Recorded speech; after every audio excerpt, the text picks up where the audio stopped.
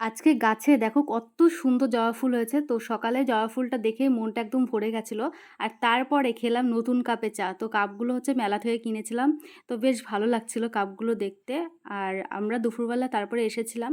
এই যে পিসেমশাই, তো তোমরা জানো এর আগে ১ বছর আগে পিসেমশাই মারা গেছে। তো আজকে পিসেমশাইয়ের বছর কি, এর জন্য আমি, মাম্মাম আর মা গেছিল।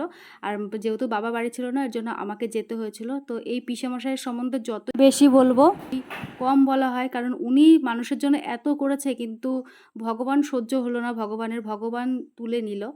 তো যাই হোক, এই যে পিসেমশাই যে অফিস ঘর ছিল সেখানেই আমরা এখন খেতে বসে পড়েছি। এই যে এখন খাওয়া দাওয়া করছি। আর খাওয়া দাওয়াগুলো দুর্দান্ত হয়েছিল।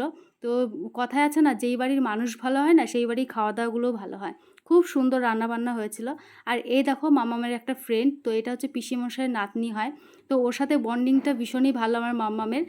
তো আজকে ব্লগটা এখানেই শেষ করছি। কেমন লাগলো তোমরা জানিও। বাই।